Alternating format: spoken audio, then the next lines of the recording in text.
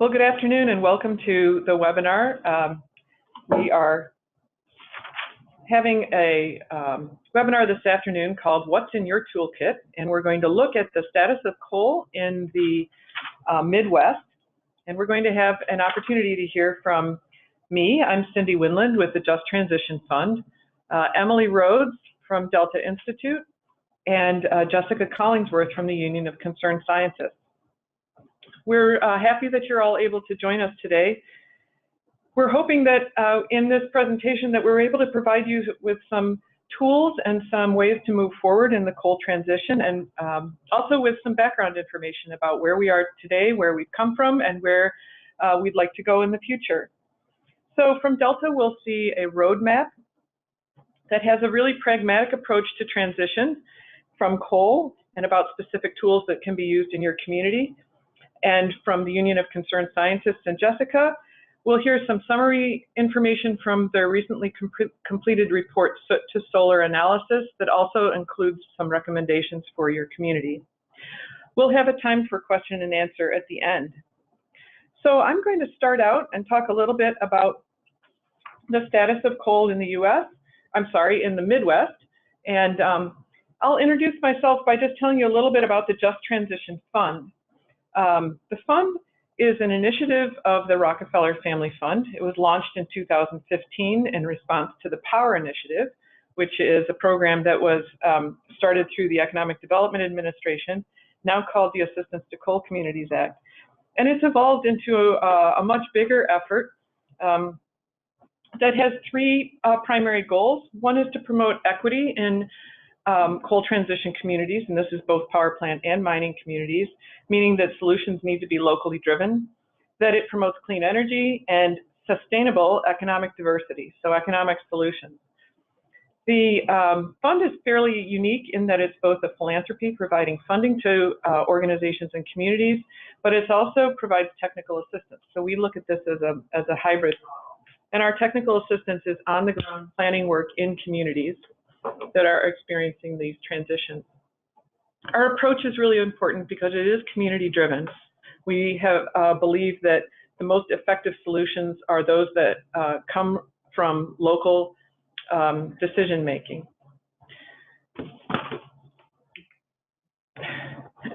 So the fund works in 10 priority states at this point in time, and you can see them on the map.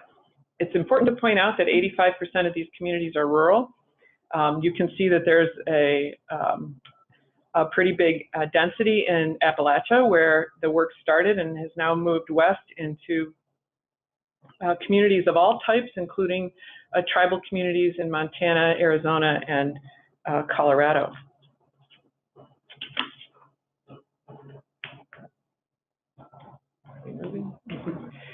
A little bit about what's going on with coal, I think will be good for a background.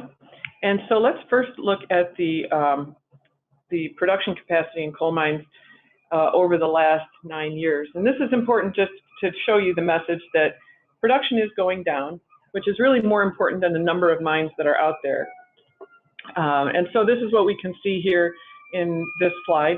I should also add at this point that our information that's shown is primarily from the U.S. Energy Information Administration, and so there may be a little bit of lag in terms of the data, because we know that it's likely a year old, but we like to use a consistent national source. And then let's look at the number of employees. And the message here is to show that the number of employees is also going down by mine. So the mines are producing less. And then let's look at where they're located. When we're in the Midwest, mines are primarily located. The highest density is actually technically in Illinois, in the Illinois Basin, and you can see those are circled here. And these mines are both above ground and underground. There's 10 underground mines and 8 surface mines. Illinois ranks 3rd in the nation in terms of production, and also has 1/5 of the nation's demonstrated coal reserves. And that's important because it's there's a big emphasis on continuing to produce coal from Illinois because of the reserves and because of the active mines that are there right now. And then let's move into Ohio. And you can see that there's a density to the right of this red circle, and what that's showing is that we're moving into Appalachia, where there's still a tremendous number. But in Ohio, there's still quite a grouping in southeastern Ohio, shown on this circle. And now into coal plants. Coal plants are closing at a quicker rate than mines are, but I'd like to show, you can see these are the operating coal plants in the Midwest, in the states that we're talking about here. And you can see that the density, unlike the mines in Illinois, the density is really along the Ohio River. Coal plants require a lot of water. Locating them on the river where they can both access water as well as receive shipments is fairly logical. It also has some associated issues like contamination, and we'll talk a little bit more about that later. So with that, I think that it's time I can turn this over to Emily Rhodes of Delta Institute, and Emily's going to talk about the coal plant redevelopment roadmap that they've developed. Well, thanks, Cindy. So first, I'm just going to do a quick introduction to Delta Institute. We're a Chicago-based nonprofit that was founded in 1998, and we work on a series of projects and initiatives throughout the Midwest, focused mainly on environmental sustainability and economic development. We work with a variety of partners from communities, nonprofits, and private businesses, as well as local, regional, and state municipalities. We are a staff of 22, including planners and engineers, and scientists, and GIS experts. And among a number of the things that we do, we develop programs and market-driven solutions and convene diverse groups of stakeholders around addressing environmental problems. So here at Delta, we strategically approach sustainable development through 6 initiative areas that are listed here in our green hives. And our resilient community work there at the top is a key component of our overall programmatic work. And so our work with coal communities lives in our resilient community portfolio. And for this work, we collaborate with communities to plan for the closure and potential reuse of their coal plants. And we start to do this through broad-based partnership with community-based organizations, nonprofits, to plant owners and elected officials and labor organizations. And while we've been working with coal communities since 2012, really our work and the strategies that we've developed as part of this roadmap has been part of our work over the last 20 years in brownfield redevelopment more generally. And our approach to this work is coming to the table knowing that this is a complex and nuanced conversation, from global reports on climate change to sites posing a danger to drinking water supplying nearby communities. There's serious environmental impacts that coal plants have, not only on the regions where they're located, but also on the climate impacts to the world. But we also know that the market trends leading to many of the coal plants closing impact communities on another level.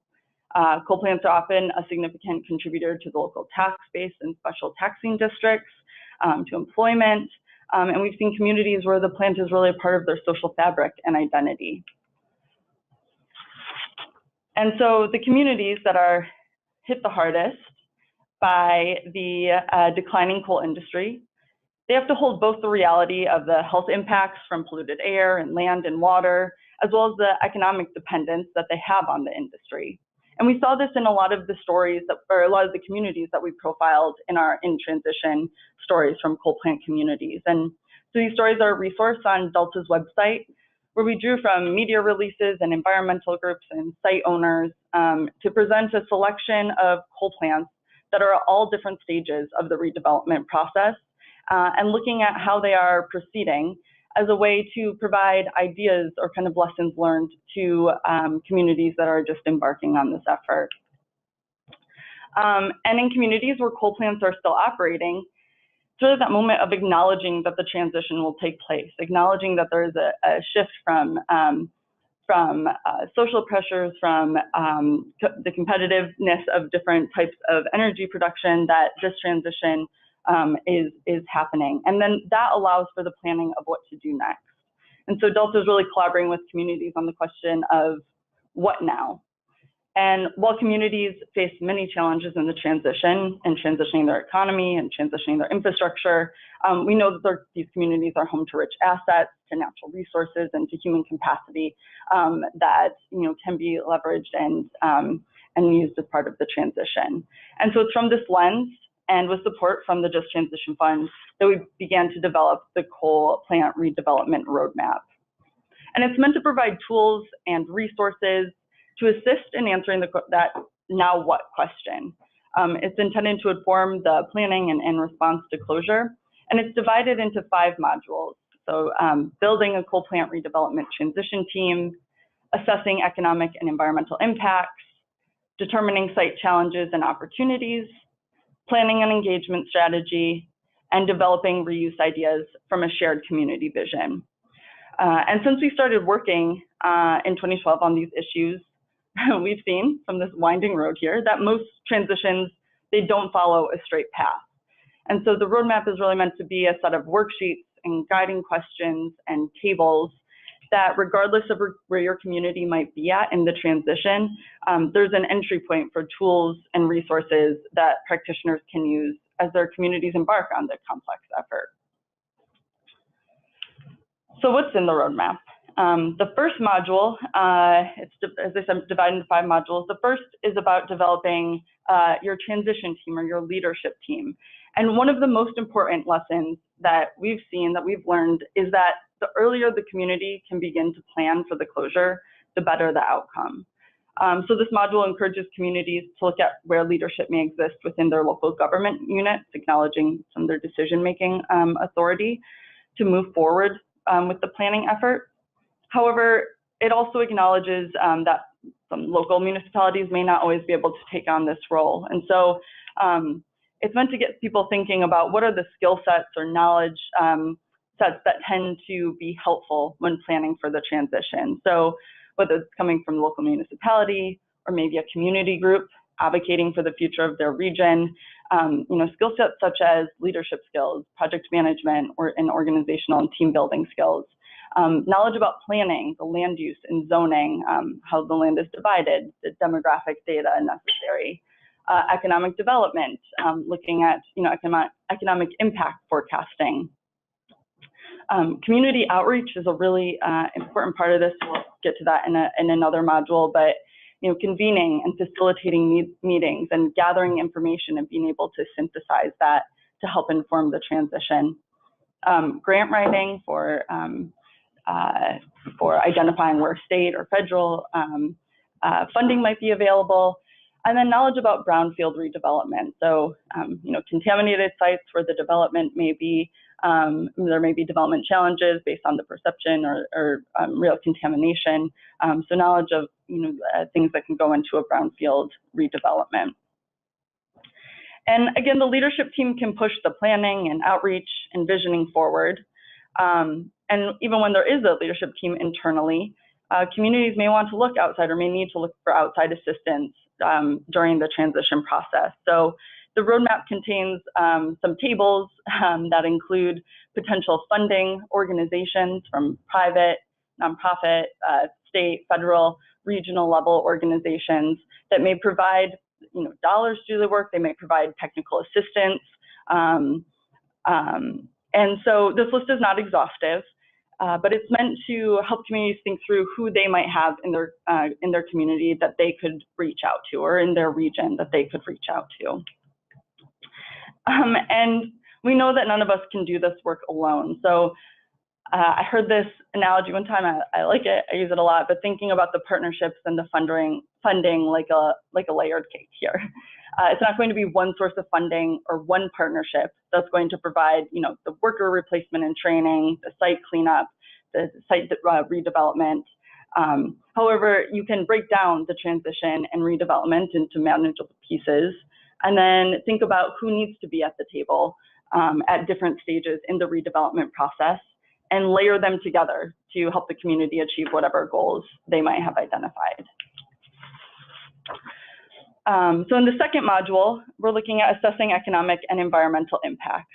Quantifying the potential impacts of the coal plant closure will have on the community will allow you to identify and support displaced workers or to attract new industries, to know what this impact will look like to help inform the transition.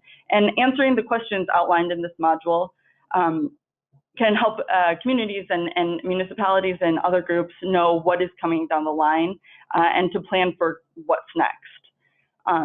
So in addition to knowing these impacts, this information can also help a community tell their story and potentially spur people to action, acknowledging the, again, going back to that acknowledgement of the plant will be closing, what are the impacts and what actions can be taken. So we, in the roadmap, look at 3 types, impacts to employment, tax base, and environment. And here we've listed a series of guiding questions that our partners have asked as they've gone through trying to quantify the impact to their community. And from working with our partners, we know that this information is not always easy to obtain. For example, with employment, utility companies may provide information on the number of employees in their transition plan or in a news article, maybe on a website or a press release, but it'll really vary by company and when the information becomes available. But asking questions like how many people are currently employed there, how many other industries might be developed on the, might be dependent on the coal plant. So thinking about those indirect jobs that might be affected. What are the skill sets of the workers that might be displaced? You know, as you're thinking about either worker retraining or new industries that you could potentially attract, you know, what fits with the skill sets of those workers. We also look at impacts on the tax base, and impacts will vary depending on the economic diversity and the size of the municipal budget, among other factors. About a year ago, we undertook a research project looking at the implications of the tax base when a plant closes. And after many conversations with assessors' offices and state representatives from departments of revenue, you know, I think the main takeaway is that the impact is really context specific and location specific, place-based. So knowing what happens at your local and state level can help determine, you know, what that impact will look like for your community. And then finally, looking at the environment, we were looking at the Lakeshore Power Plant in Cleveland last year. The plant was closed and demolished in 2015. And so these were some of the questions that we were thinking about as we reached out to the city, to the state EPA, to the site owner, to try to determine what the environmental impact was and if there was any documentation. And this is important because in many states, the end reuse will have an impact on the level of cleanup that is needed at the site. And from all of these, I think the most important thing to note is that preparing for the transition, this is going to be an iterative process. Information will become available at different times. You know, who has what information and insights. You know, it might not all follow again that straight line. So you know, being aware that it will be iterative and then allowing the community to work to gather this information to allow the community to make informed decisions about the transition. The third module, we look at the site challenges and opportunities. So really beginning to think about what the site can become next to achieve the community's goals. And undertaking this exercise of identifying challenges and opportunities can help narrow the site reuse options following decommission or demolition. It can also help identify marketable strengths, site potential, and economic feasibility. And then in determining the potential reuse and development strategies, you know, leaders and community advocates can ask, you know, what's unique about your community condition that may provide opportunities or challenges. And then we have things to consider, such land factors such as ownership, who owns the land, are they engaged, are they interested in being engaged in the process? Was the site history, again, going back to that environmental look at the site, were there previous uses there? Looking at the infrastructure, is it well connected to transportation, to the electric infrastructure? Oftentimes there's water access for many of these sites. And then the land use, you know, what is the zoning? What is the land use at the site, as well as surrounding? Are there incompatible uses surrounding the site? And in addition to the land factors, consider looking at the economic feasibility of different reuse ideas early in the process. This can help ground future community conversations and manage expectations, looking at things like market conditions and availability of funding opportunities.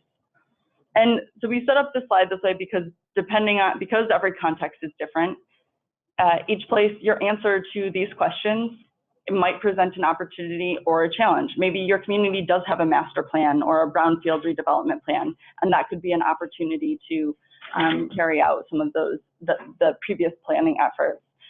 Or maybe, it's a challenging transportation infrastructure in your community, which can cause challenges for the future redevelopment of the site. But the questions included in the roadmap can be used to guide discussions with your transition team and to collect information that can be presented at community meetings. And I just want to say a quick note on the ownership portion. Ideally, the site owner will participate in this process, but that's not always the case. And if not, we find that the process still has community value. It can help create a shared understanding of site characteristics and to start to think about those reuse options, talking about what might be financially or politically feasible, and just to look at the different regulations so that, when there are opportunities that arise for influencing what happens at the site next, those conversations and those partnerships have begun to be developed. Fourth module is about planning a community engagement strategy. So, planning for a cold transition, it's a multi-stakeholder process. It requires cooperation and diverse representation from the private sector, from community stakeholders, government officials. And we know that this can be time intensive, but prioritizing consensus building strategies throughout the transition planning can result in a more inclusive redevelopment process as a whole. And again, because many people are impacted by the transition, they should be a part of those conversations. So strategies like developing engagement principles and fostering diverse representation, these things will vary by community, but are an important part of gathering information and sharing information and developing that vision for what comes next. Other strategies may include using a neutral third party, which can help kind of level the information playing field among groups, or creating an advisory council to plan for the transition and gather feedback, or hosting public meetings to share information. And then finally, we have developing reuse ideas from the shared vision. And these priorities, they'll be developed based on a number of factors and information that has been gathered throughout the transition process. And we'll need to balance what is possible given the ownership of the site, the financial constraints, the vision of the community would like to see in the future. So in addition to working through some of the questions outlined in earlier sections, other strategies could include, reviewing past plans or existing plans. What planning work and visioning work has your community already undertaken, or conducting a community asset assessment.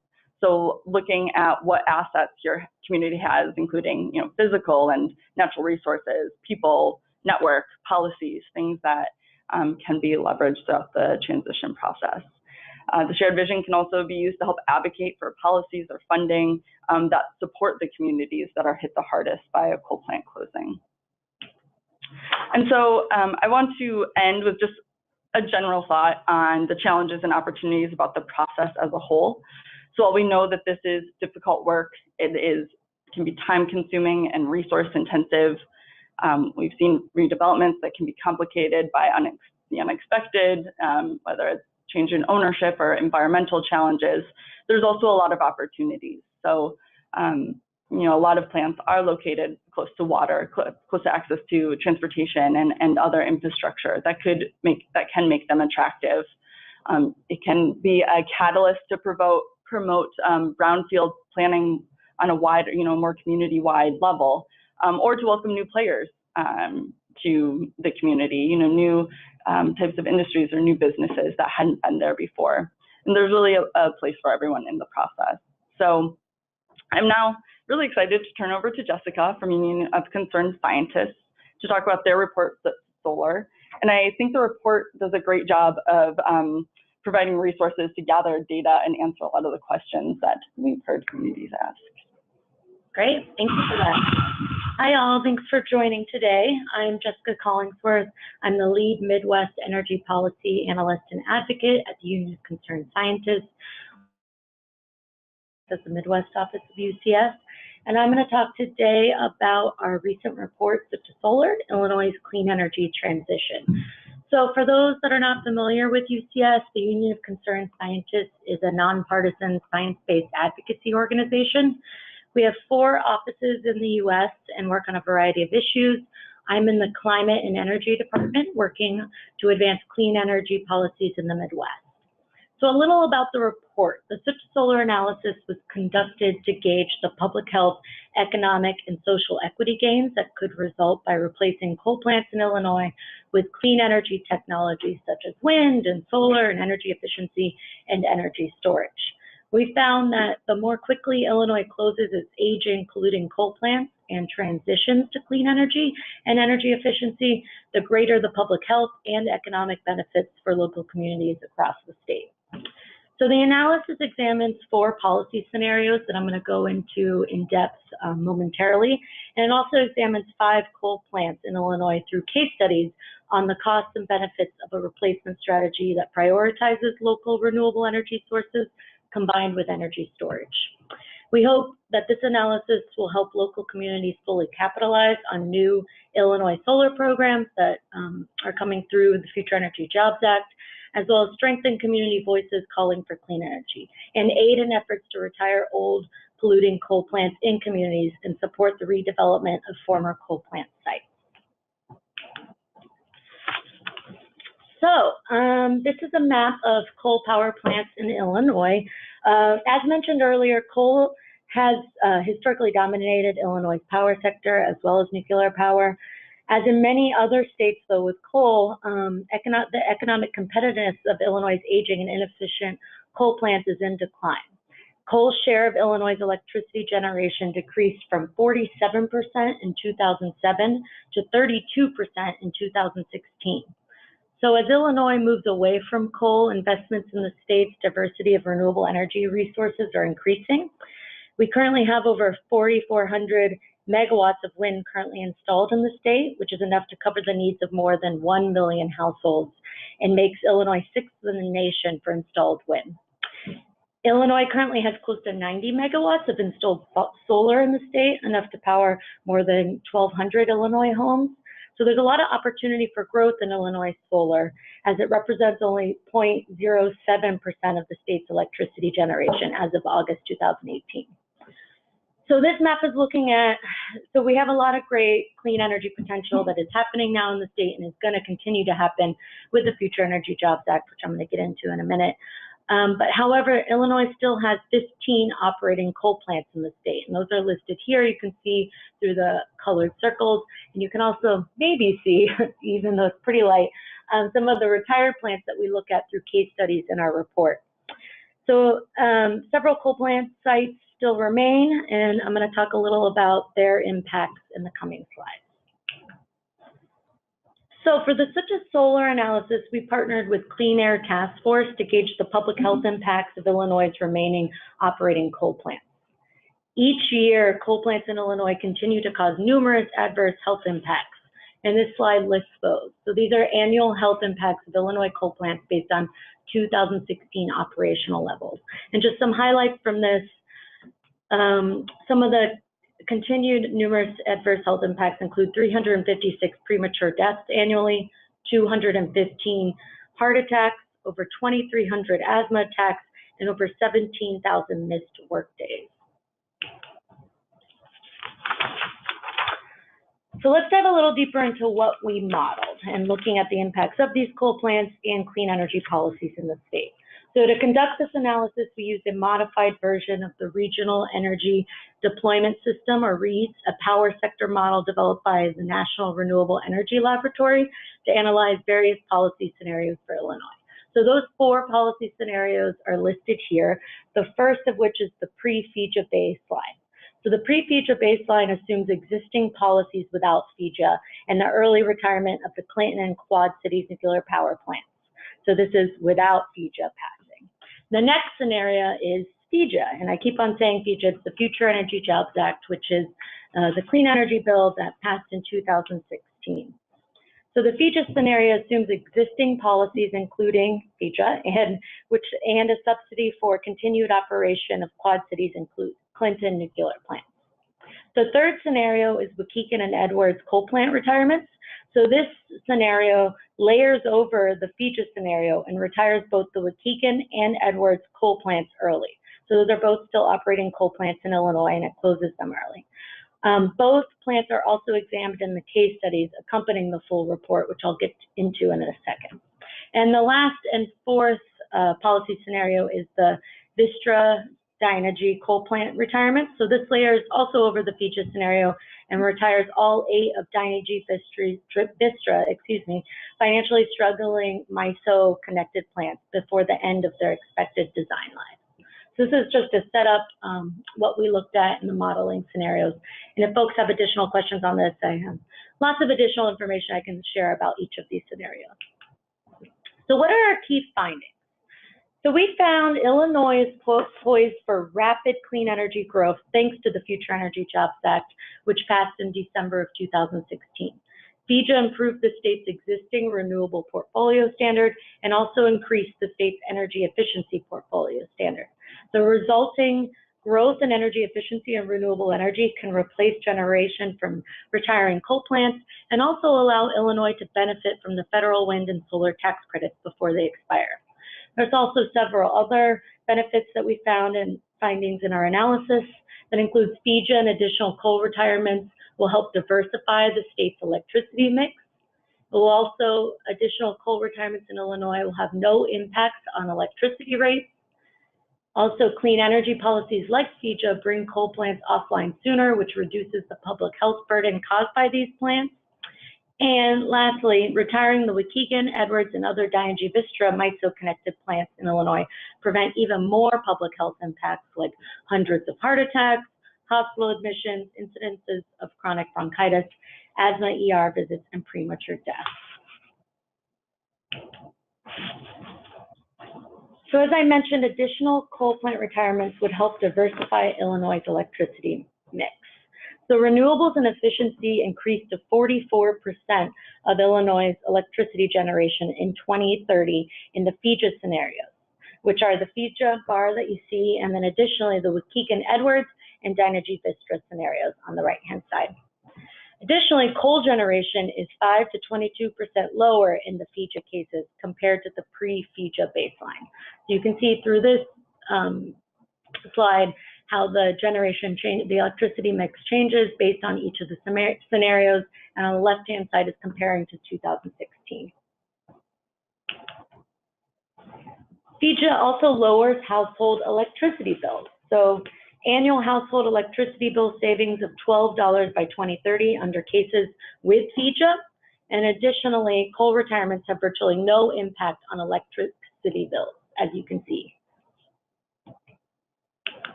Now getting back to public health impacts of our results. So clean energy policies like the Future Energy Jobs Act produce public health benefits by displacing coal-fired generation. In the FEJA scenario that we modeled, the implementation of FEJA advances the retirement dates of Edwards and Joppa units and avoids the following health impacts highlighted here in the red circle.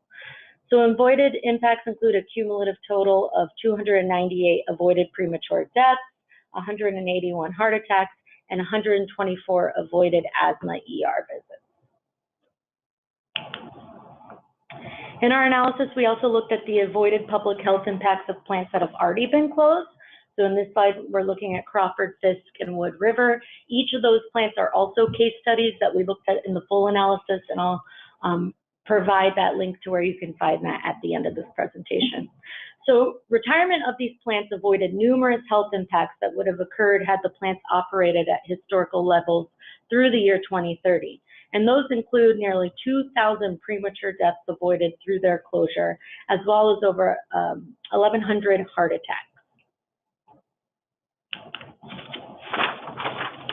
Looking at plants that are still operating, which are Waukegan and Edwards, and two of the case study plants we looked at in our analysis, and is one of our policy scenarios. So looking at those two plants that are still operating, like Waukegan and Edwards in this slide, closing these plants by 2022 avoids the numerous negative health impacts compared to if the plants operated at their 2016 levels through 2030. So this includes a cumulative of 431 premature deaths, 264 avoided heart attacks, and 178 avoided asthma ER visits.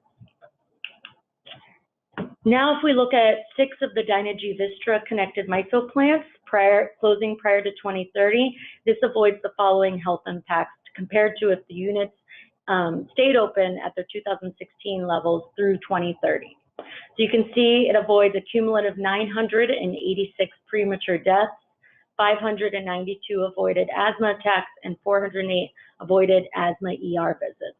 So again, this data we pulled with the help of Clean Air Task Force, and if folks are interested in seeing each of the plants in Illinois, I can definitely share that data. So now I want to dive a little deeper into one of the case studies we looked at, which is the Waukegan plant. So the Waukegan plant was chosen as a case study in our analysis because its surrounding community has the highest population, the highest environmental justice index for environmental indicators, and the highest cumulative vulnerability index of any operating coal plant in the state. Clean Power Lake County has been working for several years to close the coal plant, and we worked with them on this analysis to develop the case study on Waukegan. The plant is currently owned by NRG Energy and is on the shore of Lake Michigan in northern Illinois, and is one of the nation's oldest coal plants, originally built in 1923. So the target decision maker around the Waukegan coal plant is the mayor of Waukegan, who local organizers identify as a key to negotiating plant closure. Some of the community goals that we have talked to community members in Clean Power Lake County about is retiring the coal plant, also creating jobs and economic opportunity, especially a priority for Latino community in the community around Waukegan, and develop the waterfront into usable space.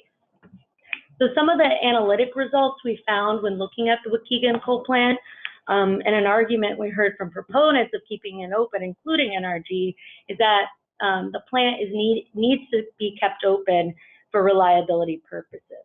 We questioned that assumption and contracted with PowerGem to conduct a study to determine if there were any reliability problems in retiring the existing generation at the Waukegan site. We found in our analysis that the Waukegan coal plant can close tomorrow without causing any reliability issues. So that's a big finding. So the Waukegan coal plant can be retired with no impacts on grid reliability, and generation from the 2 remaining coal units can be reliably replaced with an equivalent amount of generation spread evenly across power plants in the 13 states served by the grid operator PJM. We also found that the 4 existing oil-burning combustion turbines on site at the Waukegan plant would need to be replaced with 100 megawatts capacity to ensure electricity reliability. The combustion turbines are old and only operate a few hours of the year and can be readily replaced with investments in energy efficiency and clean energy technologies. We also looked at land availability. So to determine the amount of land available to develop solar and storage on the coal plant site, we conducted a land availability analysis. And we did this for each of our 5 case study plants. And this one is looking at Waukegan specifically. And this shows that the total square feet of the plant is 26 million, and the percent of land needed for a 100 megawatt storage facility is only 0.21% of the land, and the percent of land needed for 10 megawatt storage facility is 0.02%. So the plant locations were first identified using satellite view and Google Maps. We then used a Google Maps area calculator tool to mark the boundaries of the sites, including any apparent coal ash disposal areas on site, which generated the total area of square feet. So this assessment shows the larger area around the Waukegan Generating Station on the right in this slide, and the total utilizable area around the Waukegan Station.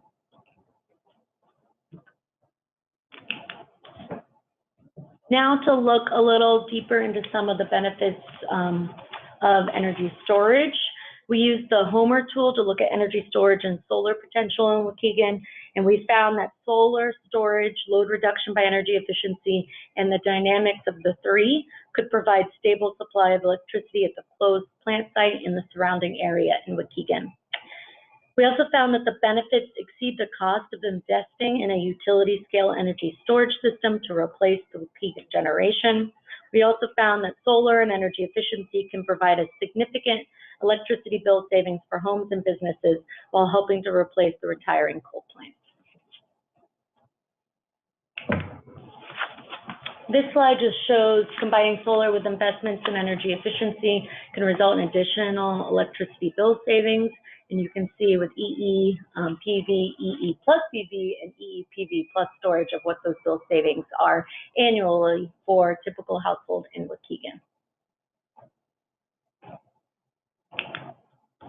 And lastly, I wanted to touch on some of our recommendations that come at the end of the report. It is a rather long report, 40 pages. I can send the link after, but these are some of the key ones that came out of the report. The first of which is facilitate community involvement. It's important that state and local policymakers, utilities, and power plant owners meaningfully engage with stakeholders, especially communities of color and low-income residents living near coal plants, to ensure that equitable and just transition plans are established. These plans should include provisions for remediation and redevelopment at the plant site and at sites associated with it, such as coal ash impoundments, which we touched on earlier, and also contingencies for local lost tax revenues and opportunities for local economic diversification. The second recommendation that we talk about in the Citrus Solar analysis is adopting policies that support the deployment of energy storage. Illinois should consider policy options that incorporate the value of energy storage into future solar projects and reward solar projects that include energy storage so that Illinois can fully realize its clean energy potential and integrate increasing quantities of renewable energy in the state. And lastly, we recommend designing electricity rate structures that encourage customers to invest in solar and energy storage and reduce peak demand. Currently, less than 1% of ComEd and Ameren customers utilize the hourly pricing programs offered. Successful deployment of time-varying rates may require utilities to offer additional options, such as time-of-use rates. Customer outreach and education is also crucial, with transparent communication by utilities to outline the ways of which customers can modify their everyday behavior to maximize savings on electricity bills. So those are the recommendations. Happy to talk further about the report. The report could be found at ucsusa.org/solar, and I can share that afterwards as well. Great. Thanks very much, Jessica and Emily. Those were both really important sets of tools that I hope communities can use. We're opening up for questions at this point, and we have a chat room here that we're encouraging people to type their questions in, and we'd be happy to answer them either here during the webinar, or feel free to contact any one of us, and we'll have our contact information on the next slide. And these slides will all be available on the Delta and UCS websites, and likely on the Just Transition Fund websites also. And just before we answer any questions that might come in, I just wanted to note that the Just Transition Fund is pleased to have supported Delta's work on the roadmap, the tax-based analysis, and the success stories that they've produced. So let me start off. I think I'd like to do that, if I could, with a question for Jessica. I know that in some of the Union of Concerned Scientists work, that a lot of the analysis includes a vulnerability score of people within 3 miles of the coal plant, for instance, and it includes some of the economic characteristics. Could you talk a little bit more about the vulnerability index that's used in your report, and if you can, about the distance from the actual coal plant where these impacts on health are measured? Yeah, so the health impacts that we got for the analysis were through the Clean Air Task Force, and they looked at all the coal plants in Illinois currently operating. We also had an additional layer that you mentioned, which is we looked at the Environmental Justice Index for every environmental indicator, as well as Cumulative Vulnerability Index. So that was through some prep work that we worked with the University of Wisconsin on through their energy department to look at that. I believe it is a 3-mile radius that we're looking at. And the full details of that are in our technical appendix that I can also share with folks. But we did really try to zoom in on the environmental and environmental justice, as well as vulnerability components of these coal plants. And I do have, unfortunately, I didn't include it in this presentation, a good slide looking at coal plants with this lens on it and showing the actual percentages for each of the coal plants. And Waukegan is at the top, as I mentioned, with the highest environmental justice index for every environmental indicator and the highest cumulative vulnerability index. So I'm happy to share that with folks too afterwards to see the ranking of each of the coal plants. Great, great. That's really helpful. Yes, and Emily, I have a question for you. The toolkit has all kinds of great information that spans the entire length of a transition process from the announcement to the use of the site if that happens. Could you talk a little bit about how the toolkit has or could be used in a community with some more concrete kinds of things that you've experienced? Yeah, so we set the toolkit up as these 5 modules in the hopes that, taking it on all at once from the announced closure to, final redevelopment, that is quite the task to undertake. So hoping that communities might be able to pull out different modules or different tools, tables, guiding questions that they would be able to use wherever they might be in their process. So, for example, later this year, we've been in conversations with a community out in Pennsylvania that had a Coke stamp that closed. And so looking at have talked with them about kind of their transition team, who they would have available to undertake and lead the task. And then kind of jumping to the community engagement strategy and really focusing their first step on figuring out, what conversations can they have to guide the engagement process, determine who needs to be at the table. And so in the roadmap, again, we have a table of a list of stakeholders and their potential interest, what their potential interest in the transition might be. Again, it's not exhaustive, but just to start to generate ideas or get people thinking about who they might be able to reach out to or think about having at their table to move forward the visioning process. Great, thank you. That's really helpful to put one of the tools into context. We have a question from one of our participants, and I'm going to read it to you. We've been working with the utility NIPSCO, which has committed to 100% renewables by 2028. They've indicated that MISO still needs to approve this decision, and it's not clear whether they can reliably handle this load.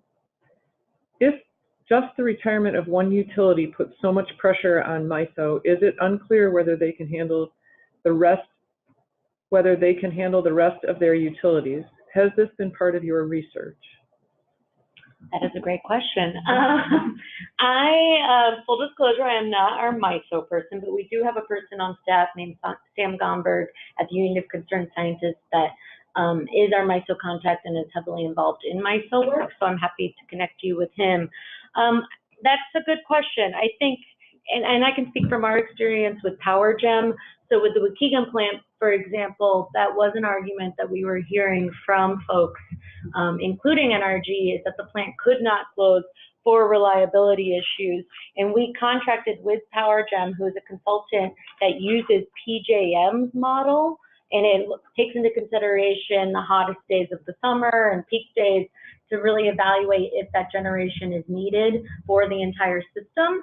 So I assume a similar process could be done in this instance, where PowerGem or another consulting company or other entity could really examine closing these specific plants, NIPSCO's plants, to see what the impact would be on RTO level. So looking at MISO's whole region and seeing if there's really, if there is any reliability issues with that. So that's definitely something that could be pursued. So I'm happy to talk further offline about that and kind of options to get at that question. Thank you. And this is Cindy speaking again. I just wanted to add something that's happening in Minnesota that's somewhat related to this, and that is that the major energy generators in Minnesota, Minnesota Power and Xcel Energy, are both proposing power plant closures and need to have those approved because of the reliability issues. And there's some work that's moving ahead, also funded by the Just Transition Fund, that will help to provide an analysis of this so that these kinds of questions aren't outstanding case by case by case. And so this analysis will include the impact on both, with better analysis, better ground information on the population, where they live, what they use now, what happens when a specific power plant closes and whether energy can be diverted. And so we're really looking forward to that analysis, which we expect to take about a year from now, but we're hoping that it provides a really good template for other utilities that are trying to move forward with closure. So I'll just add that in, and when it is available, we'll certainly circulate it, and it'll be on the Just Transition Fund website. Well, with that, we'd encourage anybody who has other questions to contact any one of us individually, and our information is up here on the screen. And again, these slides will be available on all three of our websites, so that if you want to come back and look at them or get other kinds of information. And Jessica will have, there's a link to the full report on the Union of Concerned Scientists website, as well as some of the other, they have some case studies they've done in the background. One of them includes Waukegan, which is very interesting. And another one's in Lansing, Michigan, which is a little bit different and very interesting to read. And of course, on Delta's website, you'll find the coal, or the transition roadmap and the success stories of coal plant transition, and encourage you to spend some time on their website with a lot of other interesting documents. And so the Just Transition Fund is pleased to have had the opportunity to moderate this webinar, and thank you very much for anyone who has participated, everyone who has participated, and we'll close with that. Thank you.